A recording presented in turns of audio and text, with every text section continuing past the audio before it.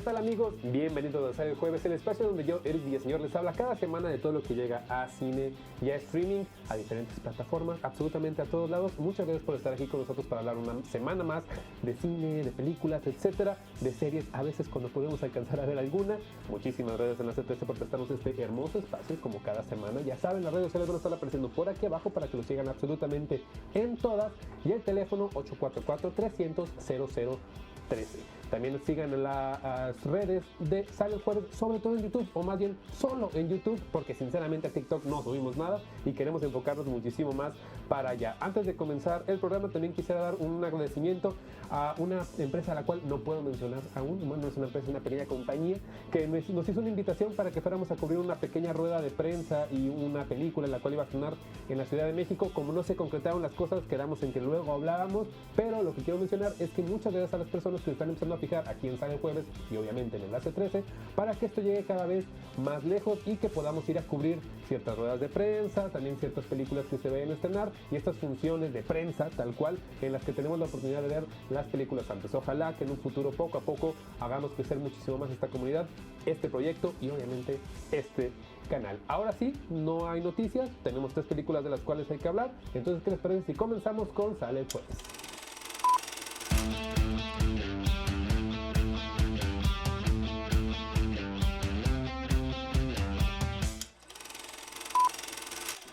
Esta semana queremos empezar hablando de un documental que llega a la plataforma de Movie, un documental muy interesante que es multidisciplinario o interdisciplinario, no sé cómo podríamos mencionarlo, que probablemente no vaya a ser muy bien aceptado o por algunos lugares sí, pero que es un ejercicio, hay que entenderlo como eso, un ejercicio que es arriesgado, es interesante, es necesario, ya que sea un producto bueno o malo es otra cosa. Nos estamos refiriendo a Grand Theft Hamlet, este documental, el cual llega directamente a la plataforma. Creo que el año pasado sí se estrenó en algunos lugares, pero ya por fin llega para que lo veamos absolutamente todos, que toma de pretexto o de base el juego Grand Theft Auto. Disculpen si no digo muy bien estos videojuegos, no sé de videojuegos. Mis compañeros de Central Hub, a los cuales saludo y recomiendo mucho que vayan a ver su programa, ellos sí saben de videojuegos, yo no, yo solamente estoy hablando porque de esto se habla en el documental.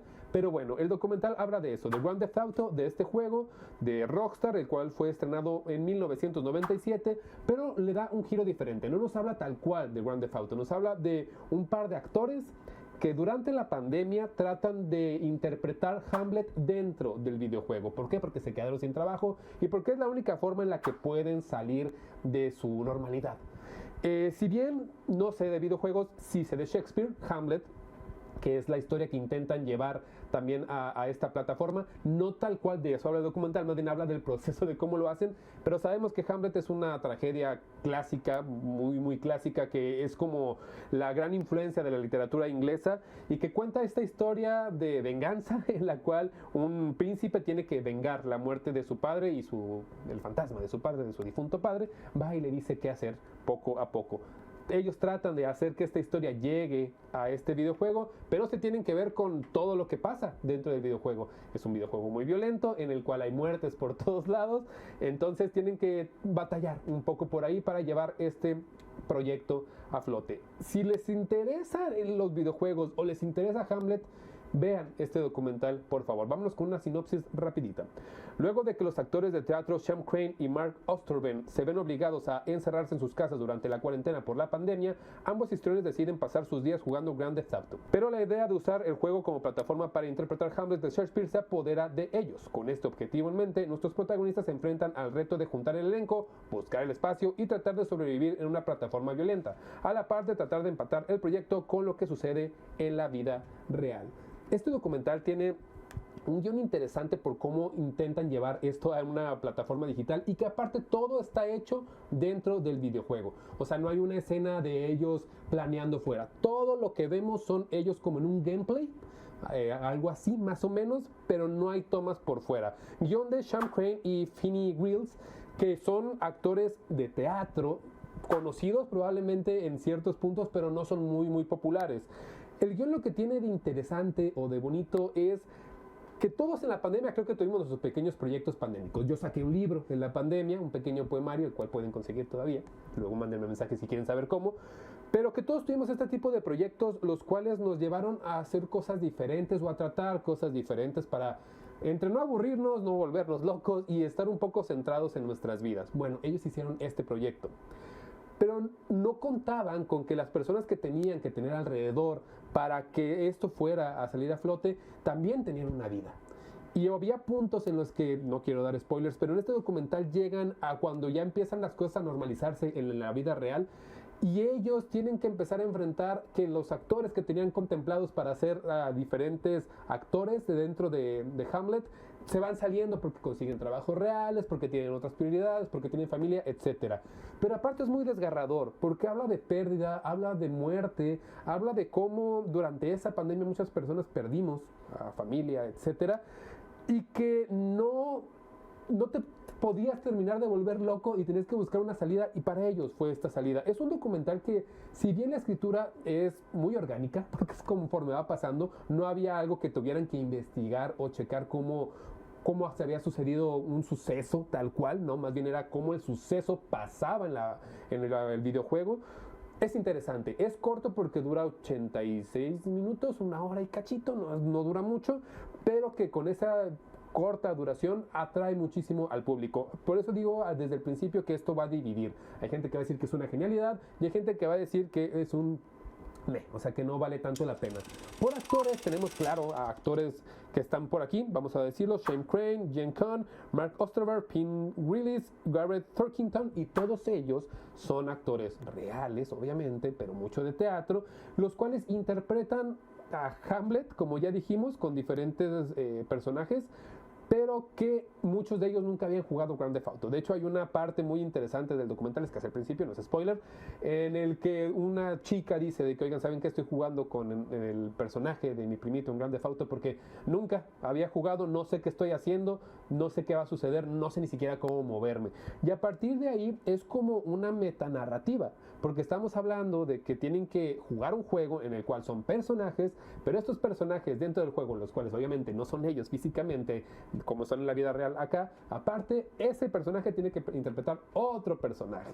Esta metanarrativa es bastante interesante porque si es un juego de rol, me explicaba un compañero que sabe mucho de videojuegos, que existen este tipo de juegos de rol, pero aquí es un poco más light, porque están tratando de hacer algo un poco más artístico. Y no estoy diciendo que un videojuego no es artístico, claro que lo es. Tiene gráficos, tiene historia, tiene cosas muy bellas que hacen que el videojuego sea bonito y sea atractivo, que haya una historia, pero aquí es como más historia sobre la historia. Con esto nos vamos tal vez como a la fotografía, que no es tal cual hablar de la fotografía, ahorita hablamos de la dirección. Me voy a centrar mucho más en la fotografía porque yo no había visto qué bonito se ve Grand Theft Auto en pantalla. O sea, los gráficos que tiene se ven bien, cómo se ve la ciudad, se ve padre, toda la forma en la que los edificios, el cielo, los carros, los movimientos, digo, algunos se ven un poco acartonados, pero se ve bien.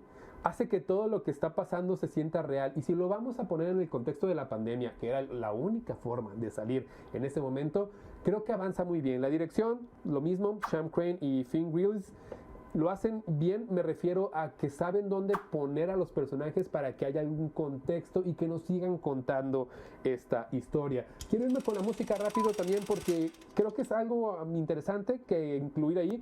Jane Pereira, no sé qué ha hecho, sinceramente busqué mucho, pero no encontré qué ha hecho en su vida como músico o música.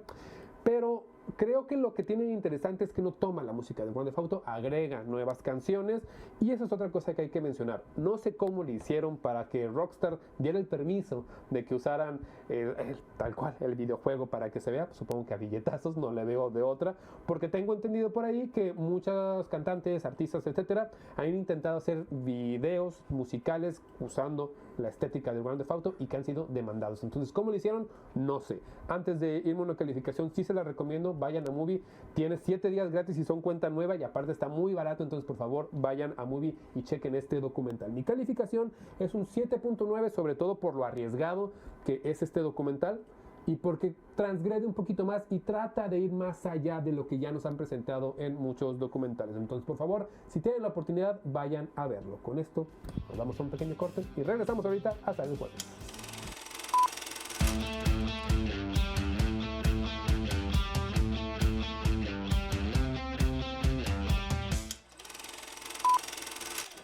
Estamos de regreso aquí en Sale el Jueves porque ahora tenemos que hablar de The Monkey. Tenemos adaptaciones de Stephen King, hay un montón de sus cuentos, libros, textos, etcétera, hay un montón. Buenos, malos, aberraciones, adaptaciones libres, una larga lista de etcétera.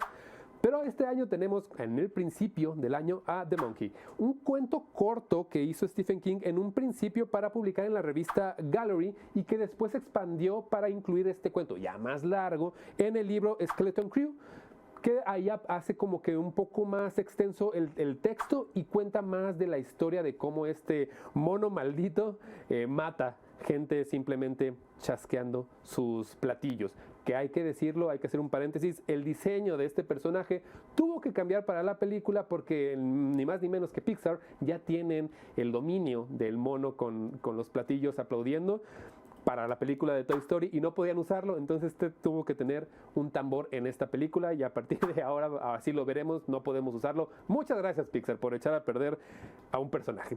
Pero bueno, aquí tenemos esta adaptación que ahora es hecha por Oz Perkins, a quien recordamos muchísimo porque el año pasado nos entregó Longlegs, una de las películas más odiadas y aclamadas, depende cómo la hayas visto, y que aparte sabemos que él es hijo de Anthony Perkins, el mismísimo Norman Bates en Psicosis de Hitchcock.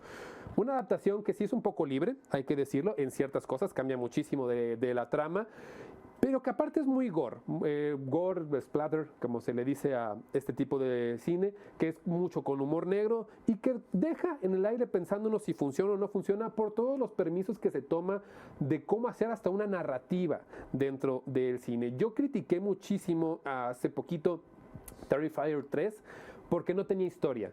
Y fue lo que más me molestó de esa película, que había mucha sangre, muchas vísceras, pero que no había historia. Aquí por lo menos hay algo de historia, pero es obvio. ¿Por qué? Porque está basado en una historia de Stephen King. Vamos ahora sí con la sinopsis. Hal y Bill, dos gemelos que encuentran un mono maldito propiedad de su padre, desatan una carnicería que los persigue a lo largo de su vida. Ya como adultos, los hermanos descubren que el muñeco resurgió después de años, por lo que deberán volver a juntarse y enfrentar las muertes que arrastra el mono con el objetivo de destruirlo de una vez por todas. Hay que hablar primero de los cambios que hay en la historia, que hay muchísimos, pero cambios que también ya fueron como avalados por Stephen King. De hecho, Stephen King ya dijo que esta tiene una palomita para él, no como otras historias que han adaptado y que ha dicho él como que no, esa no está bien, como El Resplandor, vamos a decir una nada más como ejemplo. Bueno, esta sí ya dijo Stephen King que está bien. Es una aventura adaptar a Stephen King, sobre todo porque su estilo, la extensión y la mezcla de géneros que tiene es larguísima. Y aparte no es sencillo con un escritor que tiene tanto imaginario afuera. O sea, la gente que lee a Stephen King o que leemos a Stephen King, porque esta vez sí leí el libro, hay que decirlo, o la pequeña historia, podemos imaginarnos como nosotros queremos cada una de sus personajes, de sus historias, de sus tramas, etc. Entonces, que nos den gusto los directores cuando hacen sus adaptaciones es complicado. Pero vamos a hablar del guión. La misma trama corre de forma extraña desde el principio con personajes poco dimensionados, a diferencia de lo que podemos encontrar en el cuento corto, y la mala construcción de personajes no suma explicaciones que parecen muy necesarias desde el principio, porque empezamos con mucho gore, mucha sangre y con poca historia, poca referencia de lo que está sucediendo. Si bien la historia es divertida, hay que aceptarlo, los arcos son cansados. Mientras más avanza la historia, los arcos son muy cansados, aunque al final, en el tercer y último acto, todo termina por ser un poco más redondo y es aceptable, lo cual nos hace entender que la historia, por como está escrita, escrito también por Oz Perkins, no quiere ser convencional. Desde Longlegs nos los enseñó, que aparte es un director que ya tiene más trabajo, pero desde Longlegs nos enseñó que él no quiere ser normal, casual, que él va a tratar siempre de romper un poco la forma en la que está contada las historias sin ser tan explicativo, pero creo que aquí falla un poco porque sí es una historia que ya tenemos un poco enraizada, los que ya han leído esta historia de Stephen King o los muy amantes de Stephen King, y los que no se van a quedar un poco con el sabor de Longlegs. Lo que pasó en Longlegs que decían de que es que no sé qué está pasando, o sea, aquí no sé de qué va la historia, no sé si es un demonio, no sé si está alguien maldito, no sé qué está sucediendo. Aquí es algo más o menos parecido, no sé si este mono, que lo explican un poco pero no tanto, está maldito por su padre, está maldito por algo, por alguna maldición tal cual, no se termina de explicar, aunque al final sí es un poco redondo, pero no cuaja de la mejor forma. Eso nos hace irnos a las actuaciones, porque lamentablemente la forma en la que están construidas los arquetipos, o construidos, perdón, los arquetipos de los personajes, nos hace ver que todo se rompe, sobre todo en estos gemelos, que cuando son niños, sinceramente ni siquiera anoté el nombre de los gemelos cuando son niños porque actúan muy mal, pero ya cuando son grandes los hace Theo James, que él lo recordamos un poco porque salió en Divergente. Creo que es el papel que tiene más peso dentro de la historia, pero de ahí en fuera todos no tienen como dimensionalidades que aporten a que la historia avance de forma en la que sea concreta. Al contrario, hasta la forma en la edición parece que quiere que nos olvidemos rápidamente de quién es cada personaje, sus tíos, la gente que lo rodea, el hijo de uno de estos dos gemelos, como que hacen que se nos olvide rápido porque saben que no están construidos para ser memorables, salvo estos dos gemelos. ¿Quién más sale por ahí? Tatiana Maslany, Ronan Campbell y aparte un pequeño, no cameo, si sale unos 2-3 minutos, de Elijah Wood, que Elijah Wood sabemos que se centra o le gusta muchísimo integrarse a este tipo de proyectos. En Toxic Avenger, una película que no ha salido, por cierto, lo vimos que iba a estar por ahí, y aquí también. Entonces Elijah Wood sabe que se puede ir metiendo poco a poco, y a mí sinceramente Elijah Wood me parece un buen actor que ha sido olvidado muchísimo últimamente. Pero bueno, el apartado de las actuaciones, un poco olvidable, pero por la forma en la que están escritos, porque lo hacen bien, lo intentan hacer bien, entre tantas vísceras, gore y explotación y cosas así muy raras, lo hacen bien. La dirección de Oz Perkins, ya sabemos que ha hecho Oz Perkins. Longlegs hizo la de Gretel y Hansel también, y aparte otras cositas que ha dirigido por ahí, pero sí intenta transgredir un poco el cine gore, el cine de terror. Da la sensación de que puede hacer cosas mejores, claro que sí, y ojalá, y en verdad ojalá, no se convierta en un James Wan. ¿A qué me refiero? A que se repita tantas veces su fórmula que ya sea muy cansada. A mí sí me dan ganas de ver lo que hace Oz Perkins adelante. No creo que esta sea una cinta así horrible, pero tampoco veo una dirección que me sorprenda. Veo una dirección buena de terror, sobre todo en algunas escenas en las que hay mucha sangre. Hay una parte, no es spoiler, en la que se ve una cara tal cual a cuadro, como si fuera una toma cenital, la que está cayendo y chorreando sangre. Eso se me parece bastante bien ejecutado, y hay cosas que están bien que me gustaría verlas más en el cine de Oz Perkins. La fotografía, que es mucho apartado junto con esto, de Nico Aguilar, el argentino, a quien recordamos porque hace poco hizo la fotografía para Pedro Páramo, y aquí nos enseña lo diferente que puede hacer con un imaginario de México, un México mágico, del realismo mágico, y aquí algo un poco más aterrador, que lo hace bien, se ve interesante, y sobre todo porque creo que cuando estamos hablando de gore, la forma en la que está puesta la cámara y la forma en la que está hecha la fotografía hace o no que se vea real o no, y aquí creo que es un apartado que lo hace bien. La música de Edo von Bremen, está raro su apellido porque no sabía si era alemán. Creo que ha hecho más cosas, pero aquí es su cinta como más conocida. No por ser la más conocida va a ser la mejor, pero creo que sí lo hace bien, sobre todo en la forma en la que no mete sonidos como de piano o violines típicos de película de terror, aunque siendo bien sinceros también me parece un poco olvidable.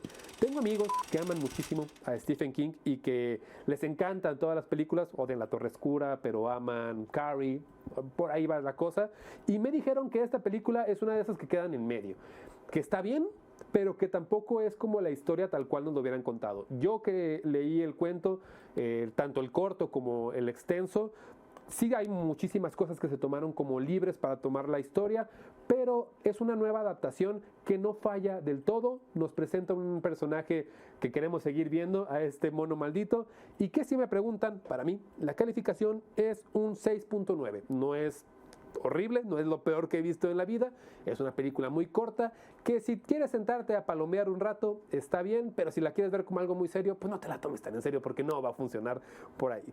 Con esto nos damos un pequeño corte y regresamos ahorita a Sale el Jueves para hablar de una tercera película esta semana.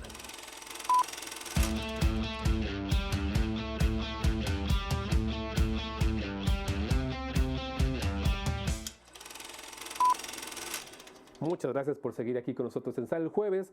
Ahora tenemos que platicar de 5 de septiembre, una película alemana que habla de uno de los momentos más tensos dentro de la historia de los Juegos Olímpicos. Estamos hablando de Múnich en 1972, cuando un grupo de terroristas palestinos de este grupo que se llamaba Septiembre Negro secuestran a el grupo israelí, a los deportistas israelíes, y hacen un caos ahí que fue sumamente terrible, triste, y un contexto que aparte venía a ser como que se supone que Múnich iba a ser la otra parte de Alemania después de que ellos organizaron los Juegos Olímpicos durante la Segunda Guerra Mundial en una Alemania nazi. Aquí querían dar todo el cambio diferente. Se decía que estos juegos eran como los Juegos de la Paz para que se viera el otro lado, y sucede tal cual este caso que fue sinceramente horrible. Si quieren saber más del caso, que es necesario saber más del caso para ver esta película, les recomiendo mucho un documental que se llama Un día de septiembre.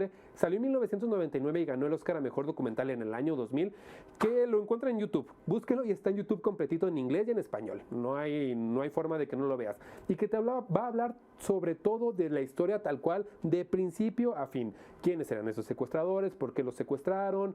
Etcétera. Aparte, hay una película de Steven Spielberg que se llama Múnich. Esta tal cual no adapta la historia, es como que lo que pasó después del secuestro.